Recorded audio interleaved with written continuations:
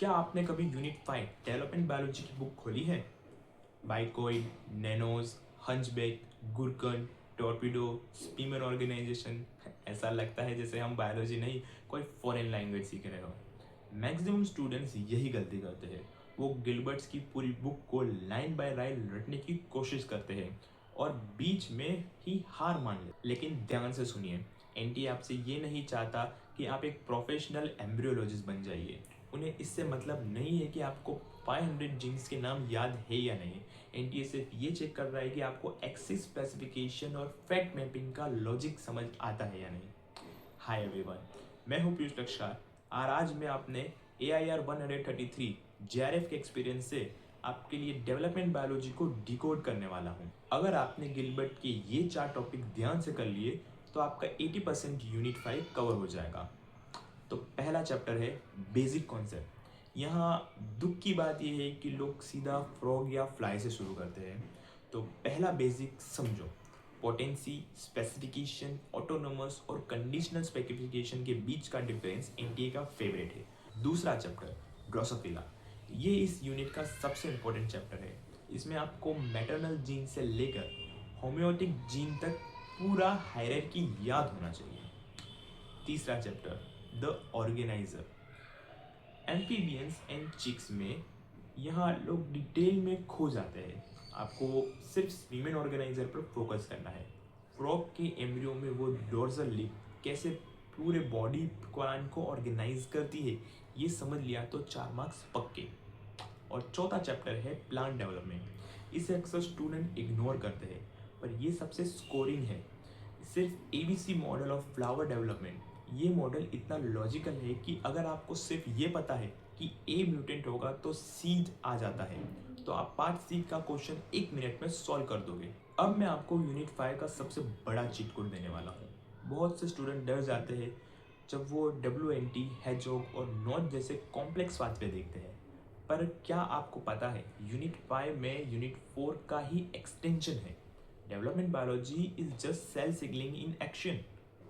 पूरी development biology में सिर्फ 5 पाथवे हैं जो बार बार घूम फिर के आएंगे।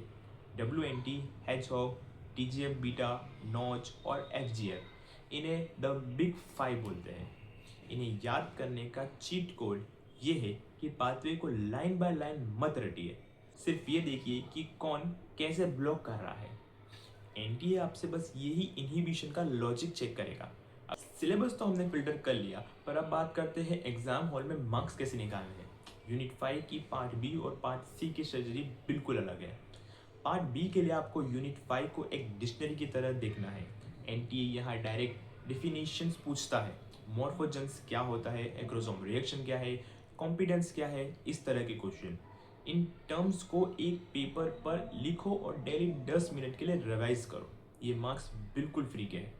लेकिन पार्ट सी में एनटीए आपसे एम्ब्रियोलॉजिस्ट वाला दिमाग मांगता है। यहाँ आते हैं एक्सपेरिमेंटल्स क्वेश्चंस।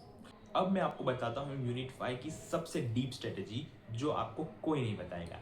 एनटीए के पेपर सेटर्स की एक बहुत पुरानी आदत है, वो गिलबर्ट की बुक खोलते हैं, एक सुंदर सा डायग्राम उठाते हैं, उनके लेबल्स ABCD से रिप्लेस करते हैं और 4 मार्क्स का क्वेश्चन बना देते हैं।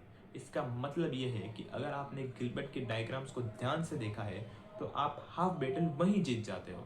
इसीलिए मेरी एडवाइस है कि यूनिट 5 के लिए लंबे नोट्स बनाना बंद करो, इसकी जगह एक डायग्राम नोटबुक्स बनाओ। जब भी आपको कोई टॉपिक पढ़ो, जैसे सी एलिगेंस में वाल्वा फॉर्मेशन, तो उसके प्रोसेस का एक फ्लो चार्ट ड्रॉ करो। सिर्फ ये मत देखो कि जीन का नाम क्या है, ये देखो कि एरोज क्या है।